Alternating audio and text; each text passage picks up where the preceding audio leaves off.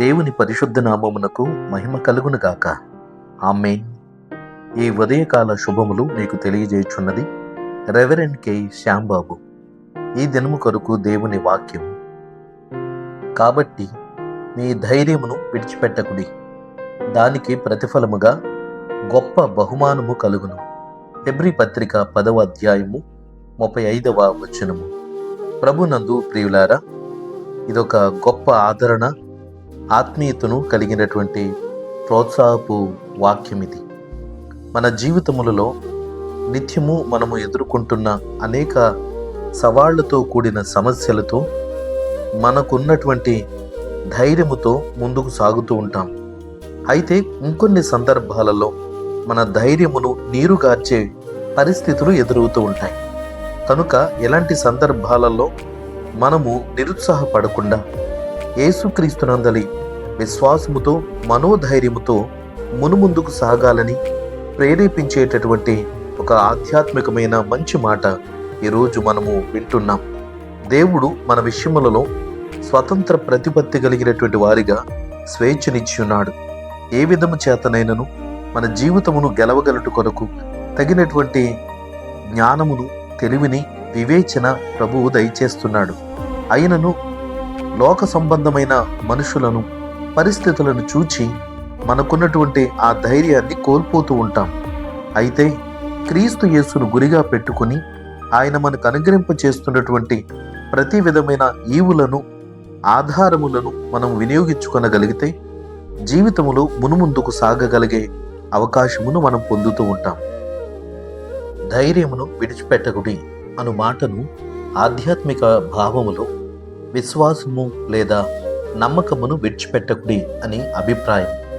మనకున్న అనుభవ, జ్ఞానము, సామర్థ్యము కొంచెమే కదా, మన వలన ఇంకేమీ కాదు అని నిరుత్సాహంతో కొన్ని ప్రయత్నాలు ఆపేస్తుంటాం.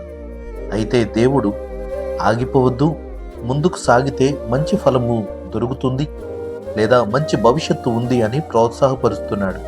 కాబట్టి ఓపిక పట్టి ఓరిమతో, ధైర్యముతో పనిచేయగలిగితే తదుపరి విజయము మరియు దానికి తగిన బహుమానము పొందుతాము.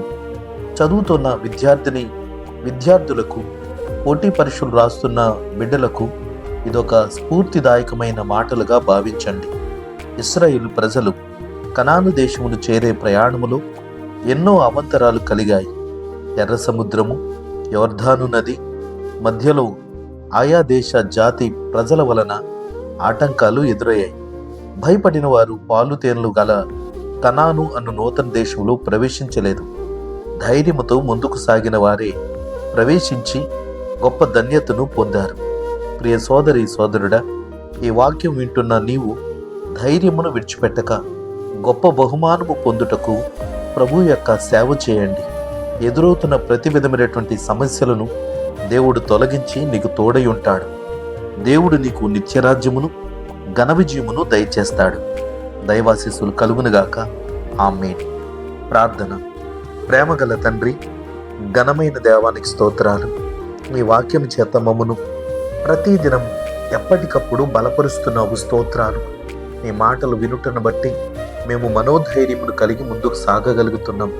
దేవా, నీ సన్నిధిని ఈ వాక్యము అనేక మందికి దీవెనకరముగా ఉండనిమ్మని, ఆలకిస్తున్న ప్రతి బిడలకు నీ మహిమను కనపరచుమని ప్రార్థిస్తున్నాం.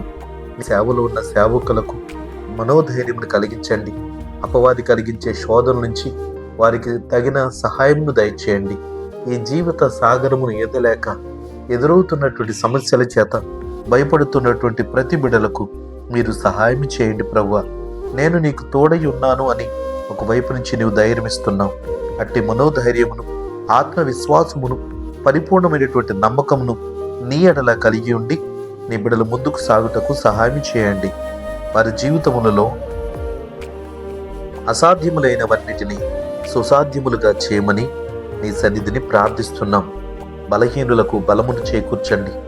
రోగగ్రస్తులను స్వస్థపరచండి. జీవితమును ప్రారంభిస్తున్న నూతనమైన పరిచర్యలో ఉన్నటువంటి వారందరికీ నీ కృపను, నీ సహాయమును దయచేయండి. దేవా, ఈ ఉదయకాలము నీ మాటలు ఆలకిస్తున్న ప్రతి బిడ్డలకు నిశ్చయముగా మేలు చేయండి.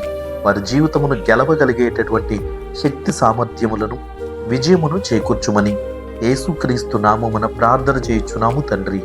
ఆమేన్. తండ్రి, కుమారుడు, పరిశుద్ధాత్మయను త్రియేక దేవుని దీవెన ఇప్పుడు ఎల్లప్పుడు మీకు తోడై ఉండునుగాక. ఆమేన్.